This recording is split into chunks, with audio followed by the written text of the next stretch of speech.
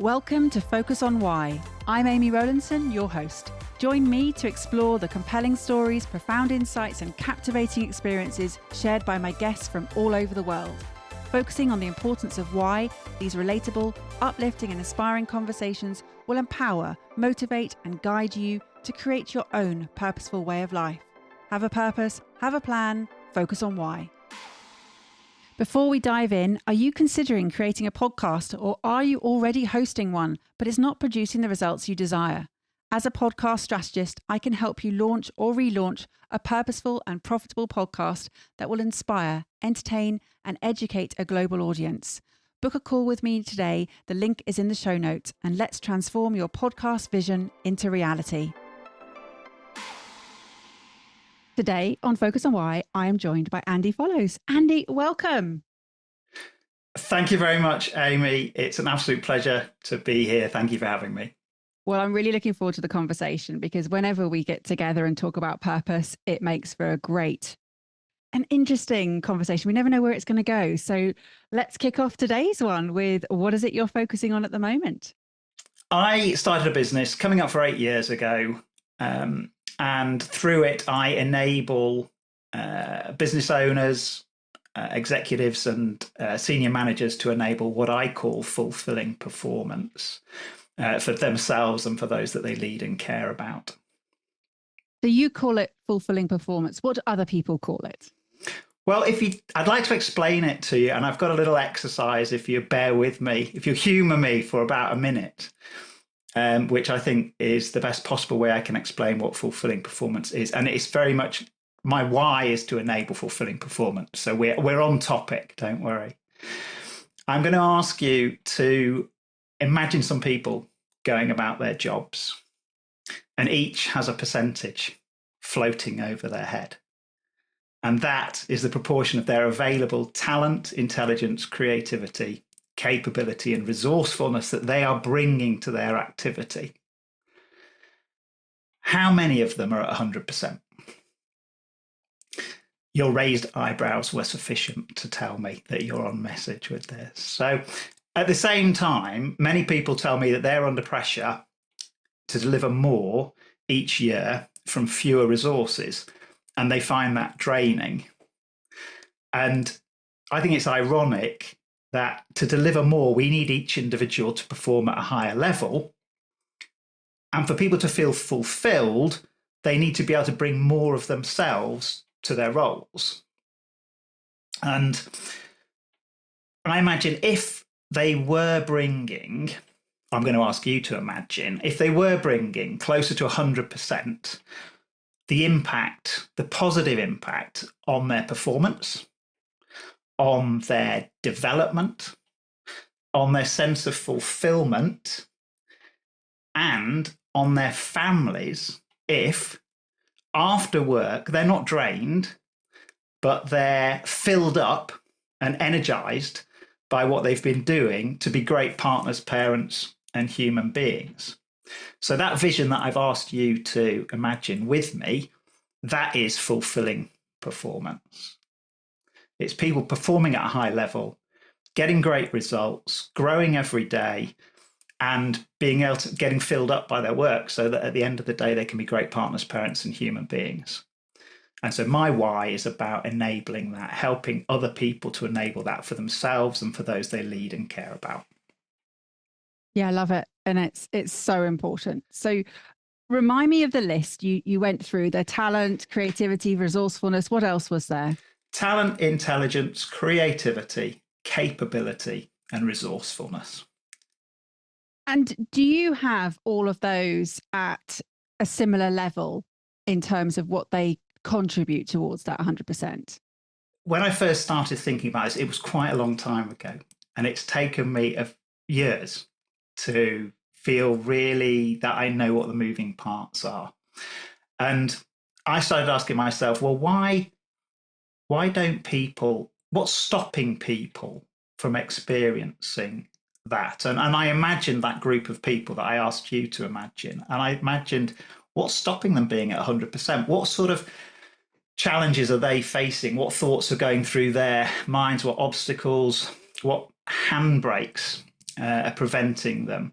And I recognise they fell broadly into 4 areas. So your question about balance, it's all about getting the balance across these 4 areas. And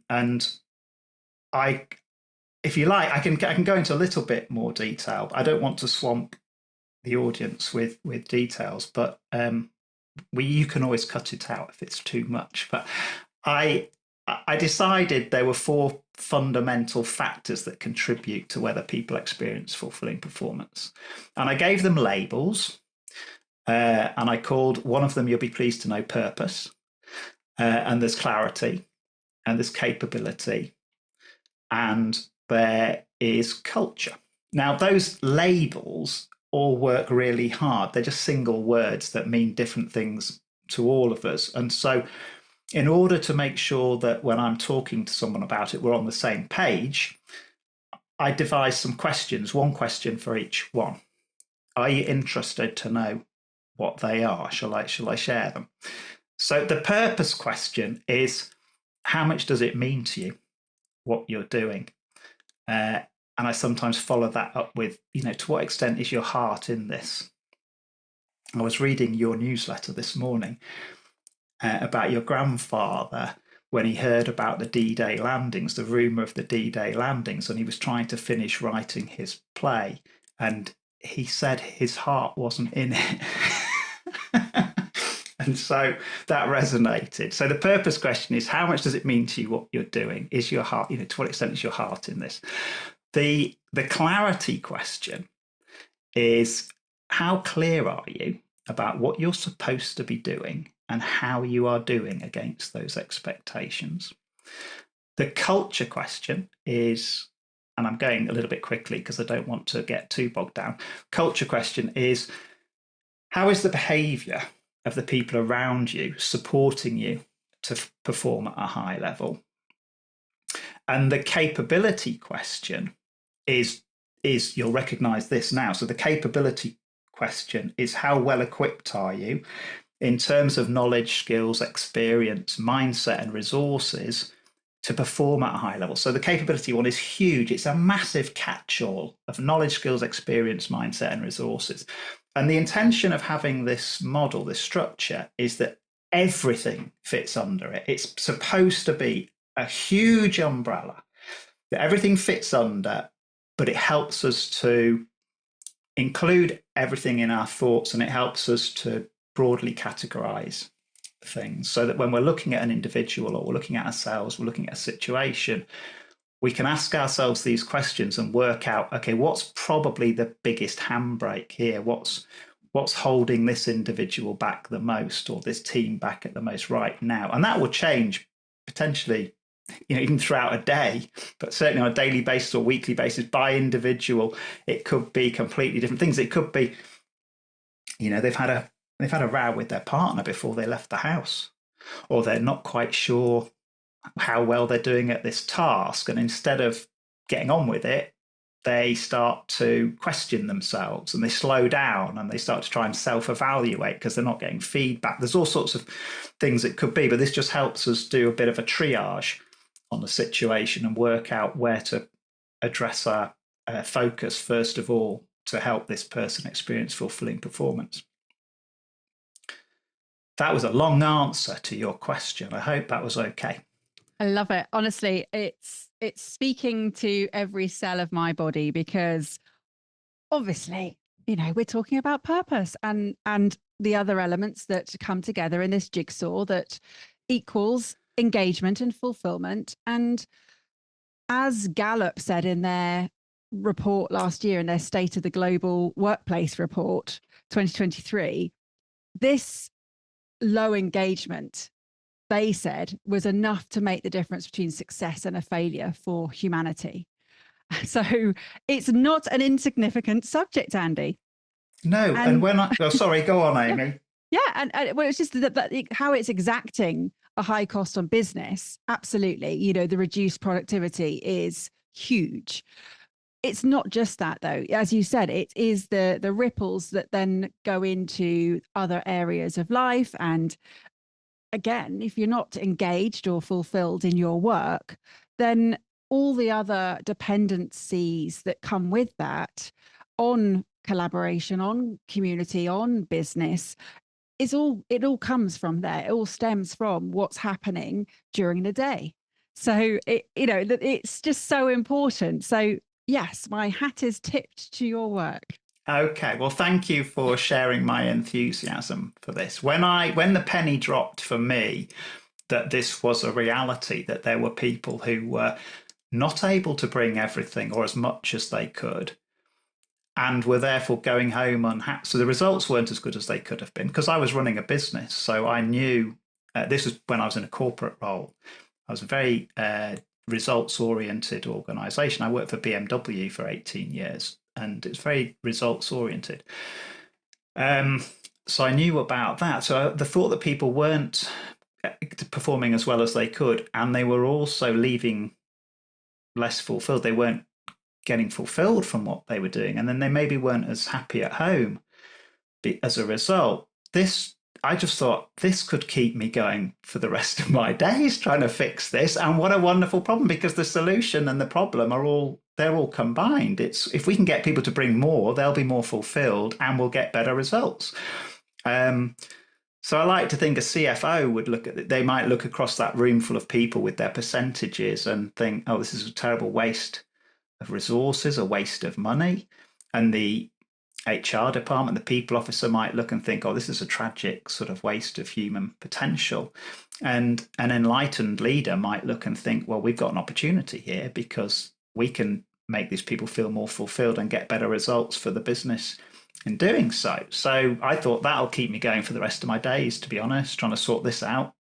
Share with me, Andy, what has happened as a result of people you've worked with already, and you've identified the gaps of where they are and where they'd like to be. It's been hugely rewarding, bringing looking at people holistically and helping them to look at themselves as a whole person, and helping them to look at their teammates as whole people, who are not, it's not you have a separate individual who comes to work and a separate individual who has a personal life. And I know some people really like to keep them separate and to keep their privacy, and that's fine, and that can work.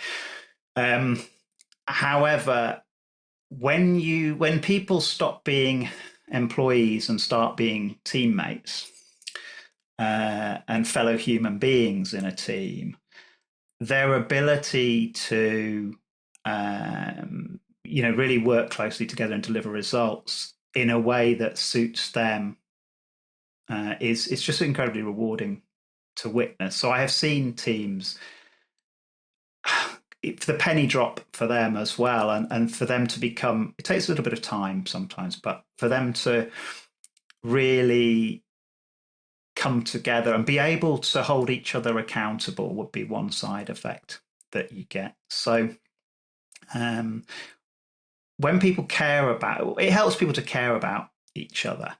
And when people care about each other, they are more likely, I have found, to have difficult conversations and to hold each other to a high standard. So I noticed at some point in my career that the people I was most prepared to have a difficult conversation with were my children. Because even though I knew it was going to be uncomfortable and there might be an atmosphere, and they were going to be around for some time to come, I realized it was worth it, because I cared enough about, this is something they needed to know. This was a lesson they needed to learn. This was a behavior I wanted them to demonstrate. So I realized I was prepared to get into awkward conversations with them. Whereas some people at work, you might think, I don't want to have the aggro. I don't want the conflict. I don't want the discomfort. I don't want the moods. I don't want to ruin the vibe. And so what I've seen happen is people get very close and then tell each other the things they really need to know to move the team forward. Does that give you an example? It does. And I'm now curious to ask you, was there a before this enlightenment version of Andy versus the one that we see today? It's been a a really slow burn. Well, I think it's been slow. There's been some delightful steps along the way, or some not delightful, but recognizable kind of steps along the way. So when I first started work, I was just focused on, can I do this? I after sixth form, I messed up. Final years of school, I messed up for various reasons, and I was a bit of a poor student I got into a bit of a tailspin, I think, for almost 5 years. So last couple of years of school, first 3 years of university, I was a bit of a hopeless student. So when I finally emerged, pulled it together in my final year at university and got into the workplace, I was just really focused on, can I actually do this? Because I had aspirations and I wanted to do well career-wise. And I genuinely didn't know whether having been a bit of a feckless student, I thought, am I actually going to be any good? Is it going to change when I get into work? And fortunately, it did. But that took my attention for quite some time. It was all just about, it was fine. I was just focused on building a career. But I can spot moments where I kind of got a little bit curious about things that would perhaps signpost to where I might end up. So I went along, had a meeting with somebody about becoming a trainer at one point. And this was kind of when I was 29. So I was 10 years in, 10 years on, if you like. But I didn't do anything about it. I then had an encounter with the 7 Habits of Highly Effective People, Stephen Covey, which I think possibly has done more for me certainly more than any other book, and probably, it's been life-changing for me. So I came across that book and read it. I was going away for a weekend with my wife, and we weren't having a great time relationship-wise, and we thought we'd better go. And we went away to Barcelona and had a couple of 2 or 3 nights away, and I picked the book up at the airport and read it, and was the first time I've ever read a book and started it again immediately that I'd finished it, because I realized it was such a helpful one. So that came along. And then am I still on track with your question? Yeah, Amy? yeah, absolutely. So I asked you about the before version to where you are now, and at what point that transitioned, and you're just giving me this potted history. I will ask you, did that book help you with the relationship at the time? We will have our 30th wedding anniversary in September. We've been together for 36 years. So yes. Amazing. Endorsement. Fabulous. I'm glad. I celebrated my 23-year anniversary yesterday with being together 29 years. So yes, all good there. So from that point, that amazing trip where you reread the book, what then happened? So I tried to lead. I tried to use some of those practices as a leader, as a manager. And then in 2006, I was moving countries. So I got a job in Singapore, got an international assignment, moved to Singapore with BMW. And just before I went, I was sent on a course on a game reserve in South Africa. And I met a guy called Ed Epley, who was his big inspiration for me as well. So he was a leadership coach. He was a trusted advisor to CEOs, and particularly to the CEO of the region that I was going to. And I met him, and that's when I thought, that's what I want to be when I grow up. So I was about 38 at this point, so it's a bit late for deciding what you want to be when you grow up. But Ed had that impact on me. And so 2007, I moved to Asia Pacific region, and I was under a leader called Alan Crooks, who was the regional CEO for BMW Financial Services in Asia Pacific.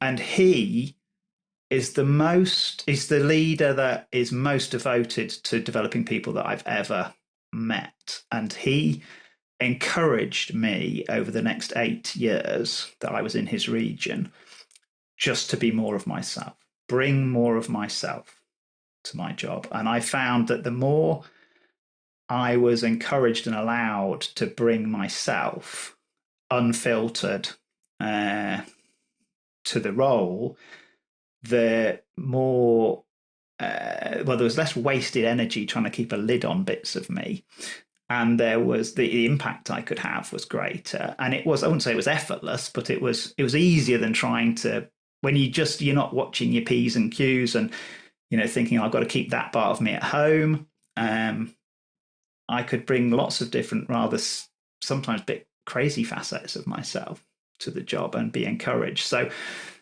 what I did was I got the 7 Habits team when after Singapore. So I did 3.5 years in Singapore. And then I got the opportunity to move to New Zealand and be responsible for the financial services, BMW Financial Services in New Zealand, which was a bigger job for me. So again, there's a bit of focus then back on trying to understand the new job, new market, new people. But I got the local agent for Franklin Covey, who delivered, which is Stephen Covey's organisation, to come in and run the program for us, the 7 Habits program, because this was the first time I'd been in a position where I had sufficient people and authority to do that. And I asked them, I said, look, can you come and do this? And can you make me a facilitator as well? Can you include somewhere in this that I'd read in Singapore, I'd read that this, about how the process was. So finally got the chance to do it, and they came in and they ran the program, and then I went along for some extra training and became a facilitator. And my boss Alan found out about this, and he said, fantastic, can you come to Australia and deliver the program? So I've been in the market a couple of years now. Everything's going really, really well. I had a great team. We were performing very well. And so I would go once a month to Australia and deliver the 7 Habits program. And I learned so much from delivering it. And then I went around the region delivering it as well. So that was part of my transition, if you like, part of me really moving towards the stuff I discovered I loved doing. And it got to the point where I hired a friend of mine who I'd met, who was from the world of education. We created our own leadership program, and I was delivering that. And then it got to the point, Amy, where I realized that I loved that side of it more than my proper job, if you like. And I was running out of runway, as my friend Dr. Peter Dry said. He'd see me in meetings and realize I was really struggling to stay engaged on the stuff I was supposed to be engaged on. And so I started to come to the conclusion that I'm going to have to leave, which might have been a bit drastic, but it took me a while to get there. I'm just going to stop talking now in case I'm rambling. No, honestly, what is so good about this, Andy, is that when you share the journey, the listener can really understand the evolution behind how these things get pieced together, and that what you may think might not be as relevant, actually, when you look back, was a key catalyst as part of your journey. And it was really interesting because right at the beginning, you described BMW as being very results oriented. And I took that for being focus on the numbers, focus on, what it was. But actually, when you describe through this story, the results are very different for me. What I see as your results has been a very different results orientation. And also the people who have supported and brought you forward. You've got Alan Crooks, and you've got your other supportive managers and leaders in that business who have transformed not only you, but the other people who you have trained, their way of thinking. So I don't know if I was wrong about jumping to that conclusion about results oriented or not. No, I think that's that you were right, that I was meaning numbers. I was meaning numbers. I was very fortunate that I had a leader in Alan Crooks who was all about people as well as numbers. And I believe that the two, and that's probably what I've learned, the two are absolutely hand in hand. that we don't have one without the other. And the more we grow the people, the more we'll grow the numbers. And there's plenty. It's an abundant kind of way of looking at it. So you've reminded me, just giving me that opportunity to pause and think about the journey. Dr. Peter Dry, who I mentioned, I met him on a speaking course. So I've always been quite interested in developing myself, and I went on an external course, speech workshop, and I met Dr. Peter Dry. And I remember we started creating this program. We had a blank sheet of paper. I'd finished doing my 7 Habits stuff, and we said, okay, so we've got a blank sheet of paper to create a leadership program. We're going to call it Authentic Leadership. What do we need to have in it? What are the main? I think we talked about strengths. We've got to have strengths in there. We need something about growth mindset, which we're absolutely passionate about. We needed authentic leadership as a topic. And he said, and we need purpose. And I said, well, what's that? And this was about 2012, I think, where I knew what the word purpose meant, but I hadn't ever come across it in this context. And he said, yeah, it's about sort of why we do things. And so I said, all right, okay, Pete, we'll trust you. We'll put it in. And that was the sort of the first time it got named for me. And then we did a lot of work, and I hope this is helpful for people. We did a lot of work on strengths. You mentioned Gallup. So I'd done Strengths Finder years before, and I had a team to do it with. And I became very focused on trying to identify what, not only for myself, what my whole team, the Gallup movement, they have a phrase, at work, I have the opportunity to do what I do best every day. And if you can say that, then you're some way towards playing to your strengths. So we did a lot of work around that. And there's a book called Go Put Your Strengths to Work by Marcus Buckingham, which I read. And we used to watch Marcus Buckingham's videos, and it's quite amusing because he's quite tanned and he wears his shirt undone. Have you seen him? He wears his shirt undone down here, and he's very smooth, polished speaker. But there was this wonderful exercise in his book called Love It or Loathe It. You basically get a piece of paper, you draw a line down the center. On the left-hand side is the love it column. The right-hand side is the loathe it, things you loathe or detest. And over a period of a couple of weeks, the idea is you just write down at the end of the day, or when it occurs to you, you write down things that you've done that day, specific activities, and you put them in whichever column they belong. And then from there, you start to try to then work out, okay, what does this mean? What is this telling me? What sort of activities do I like? So I did a lot of work on that, and eventually came up with the idea, do you know what? I just want to create a role for myself where, for as much of the week as possible, I'm doing stuff that I love doing. And again, probably months and if not years passed, and I worked out, well, I like reading, I like writing, I like reflecting. I like connecting. So I like connecting theory with practice. I'm obsessed. If I meet somebody, I try and find what's the connection between us. Do you know this person? My kids take the mickey out of me because I always want to try and find some connection. So I like connecting people. I like connecting ideas. I've been told I'm good at simplifying complexity. So I like taking a topic and trying to reduce it to something that's really understandable. And there's always a bit of my brain that's left open to find the joke. So whenever a conversation's happening, there's a little bit of me reserved, looking out for something funny. And so I realized I'd got these things I love doing. And so, yeah, I'll stop again, Amy, and let you ask me a question. But I'm just kind of downloading my journey. I'm going to ask you about your kids, if that's okay, because you've Absolutely. mentioned them a couple of times, and particularly about, I'll call it tough love, but it's not the words you use, but you were talking about the lessons and the behaviors that you were anticipating or recommending that they sort of lean into more.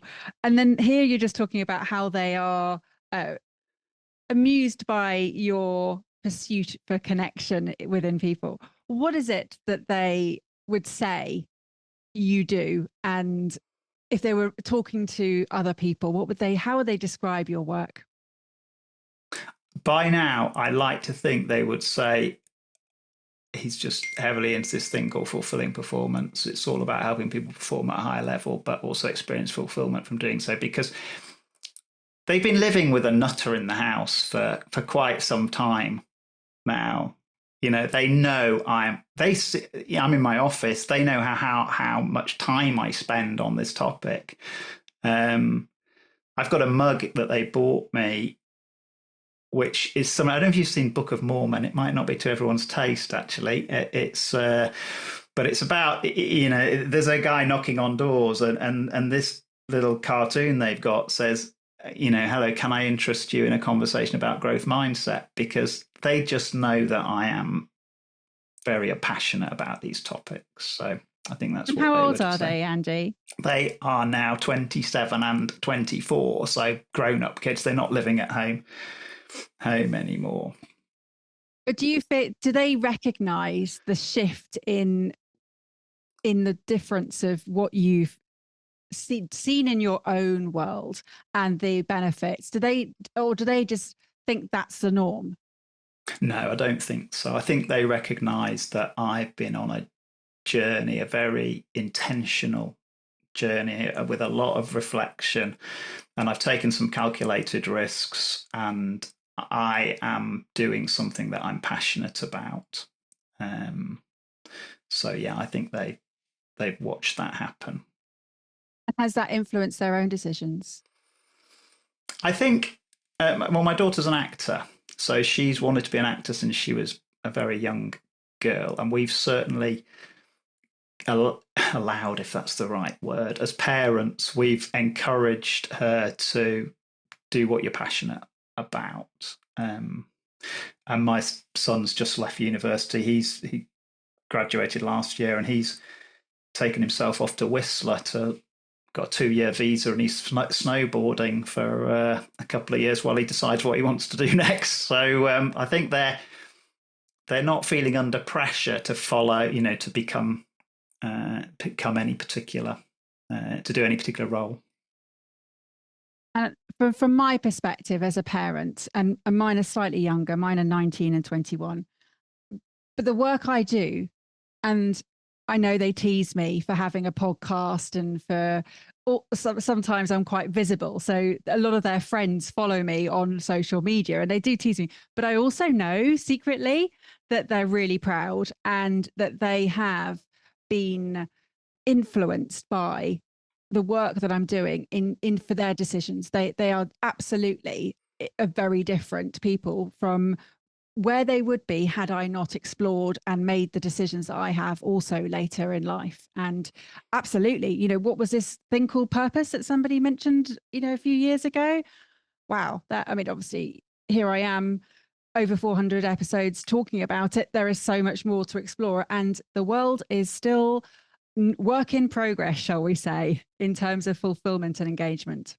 Work in progress I used to have as in fact I probably still do on WhatsApp, you can have a little comment under that. I describe myself as a work in progress, and it's a bit of a pun as well, because I do like to think I work in the field of progress for other people.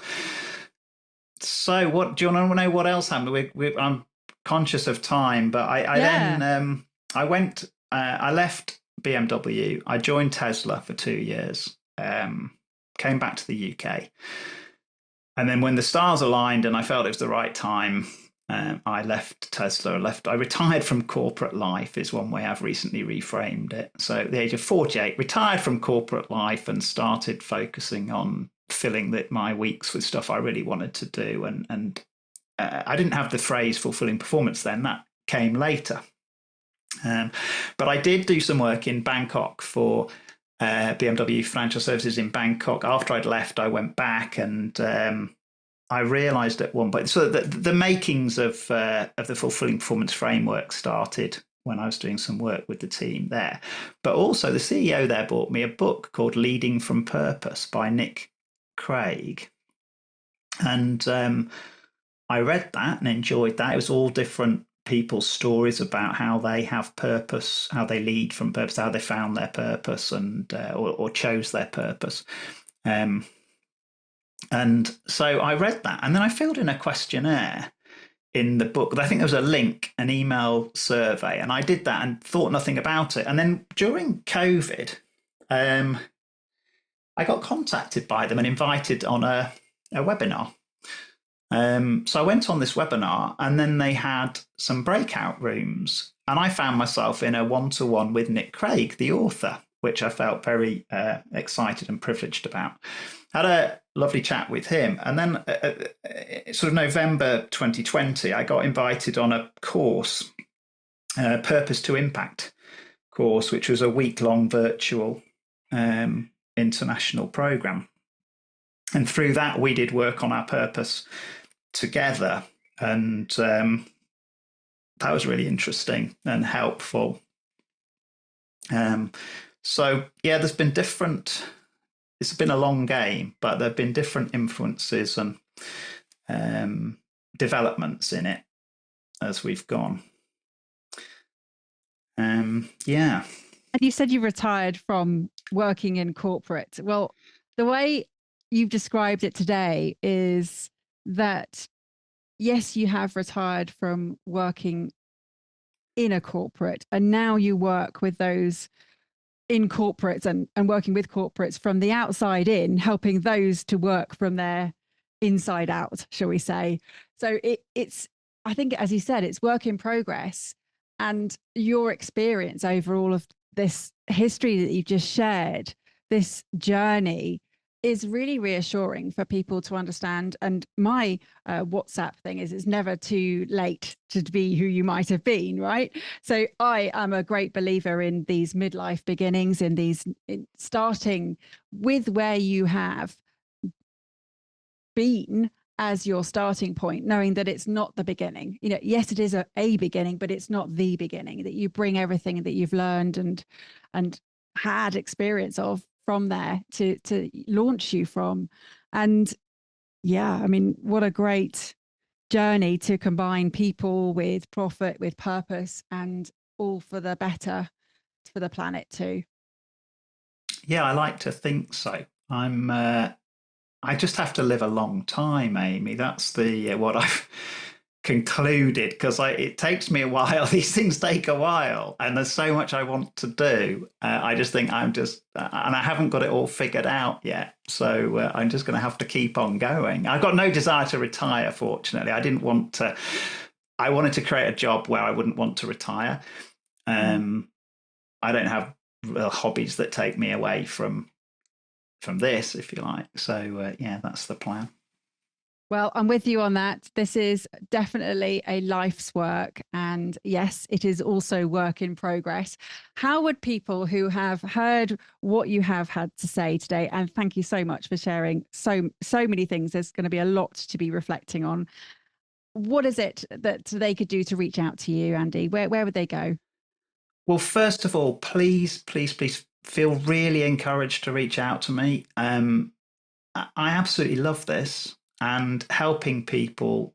I was concerned before we started that I might not be able to share as much, I'd fall over my own feet, if you like.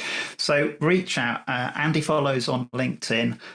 I also have a Substack, so I've started writing about this, andyfollows.substack.com, where you can find out more of my thinking without having to talk to me if you prefer. But yeah, do reach out. Brilliant. Well, the links will be in the show notes, so thank you. And thank you for talking your purpose, your why with me. It has been a delightful conversation, Andy. As always, I knew it would be. How would you like to close out today's episode? I would like to refer your listeners to a philosopher, Ruth Chang, who's got a fabulous TED Talk.